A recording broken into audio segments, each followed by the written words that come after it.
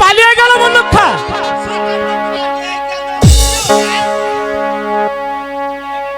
পালিয়ে গেছে হুজুর। হ্যাঁ মুল্লুক খা, শেষ পর্যন্ত হরিণটা আমাদের হাত থেকে হাতছাড়া হয়ে গেল।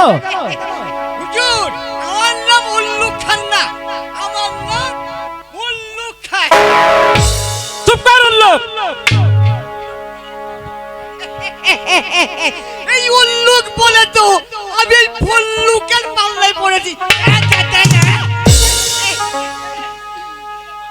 নইলে বহির বন ছেড়ে এই পাড়া গেলে ওই হুজুর শিকার করতে আসবে কেন? চুপ কর অবদাত্র। আমার ধৈর্যের সীমা কিন্তু ছাড়িয়ে যাচ্ছে। তাহলে তাহলে না হলে কিন্তু এই তরোয়াল খানা তোর বুকে আমি ভিত করে দেবো শয়তান। হুজুর, এবারকার মতন ক্ষমা করুন হুজুর, আর আমি কখনো নয়।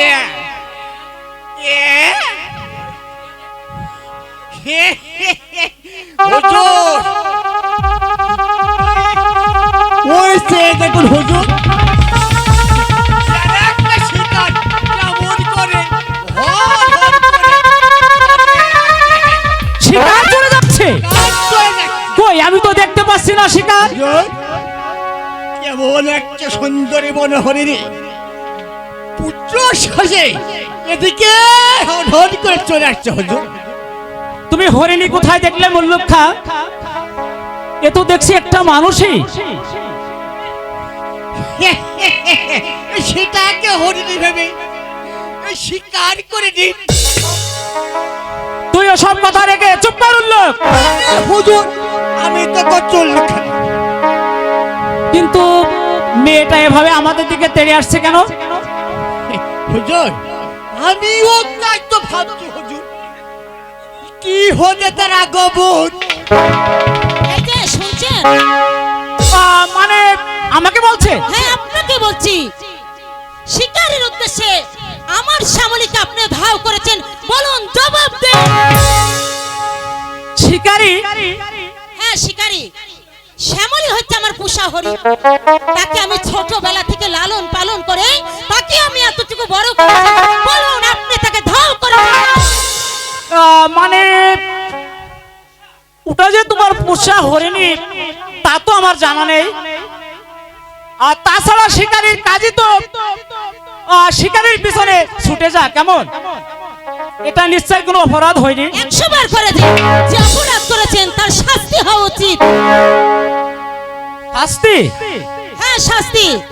কারণ শিকারের জেনে রাখা প্রয়োজন, গহীন বন ছেড়ে পাড়া গায়ে এলে কোনোদিন শিকার করতে পারা যায় না। সত্য কথা। হ্যাঁ, মানে একদম খাঁটি কথা। হ্যাঁ, নইলে আমাদের হুজুরকে শাস্তি দেবো জানো। চুপ কর উল্লুক। উল্লুক কেন হুজুর? আমার নাম হচ্ছে উল্লুক খান।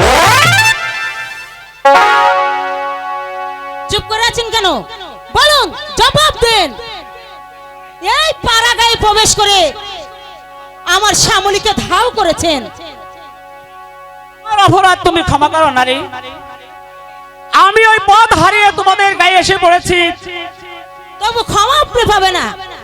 আপনাকে উপযুক্ত বিচার করে দেবকে আমাদের গ্রাম থেকে ছেড়ে দেব।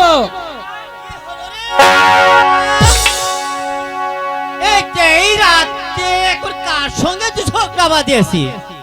দাদু দেখো না দাদু, ওই লোক দুটি এসে আমার শ্যামলীকে ধাও করেছে। কি অন্যায়, অন্যায়, ভারী অন্যায় তো দেখছি। তোমরা হয়তো জানো না, এই শ্যামলী আমার মার কত আদরের হরিণী। ওকে কেউ তাড়া করলে ওকে তাকে খুন করতে পারে। আমরা যে এতটুকু ভাবিনি দাদু। ঠিক আছে ভাই, আর কোনদিন তোমরা এই বলে শিকার করতে আসবে না, কেমন? আর যদি জানিও আমার চাঁদনি রাজ্যের হাত থেকে তোমাদের কোনো রেহাই হবে না। চল মালা। দাদু কিছু বলবে ভাই? আমি বলছিলাম কি দাদু, আমরা পথ ভুলে আমরা এখানে এসে পড়েছি, এখন সন্ধ্যা প্রায় ঘনে এলো, তাই আজকে রাতটা আপনার এখানে আমরা থেকে যেতে চাই। বলুন দাদু, এতটুকু আশ্রয় কি আমাদের দেবেন? কিন্তু তোমাকে দেখে যে মনে হচ্ছে হয়তো কোনো রাজার লোক। আজ্ঞে হ্যাঁ, আপনি কিন্তু ঠিকই ধরেছেন। হ্যাঁ, উনি হলেন শ্যামলগড়ের যুবরাজ বিজয় কুমার। হ্যাঁ, আমি মানে হ্যাঁ, আমার স্বজাতি মুল্লুক্ষা। আপনারা যাই হন না কেন, আশ্রয় তো আমাদের পক্ষে অসম্ভব।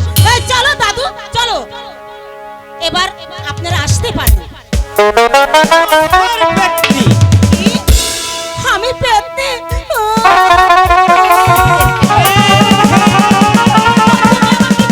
বললে এই তারা তারা, এই কে বলেছে তুই পেতনি? তুই না আমার আদার ঘরের চাঁদনি। দাদু তাহলে কি আমরা আসবো দাদু? হ্যাঁ, তোমরা আমার সঙ্গে এসো ভাই। শত হলেও তুমি হলে আমাদের যুবরাজ, মানে আমাদের অন্নদাতা। এসো যুবরাজ, চল মালা। তাই চলো দাদু। এসো মুল্লুক্ষা।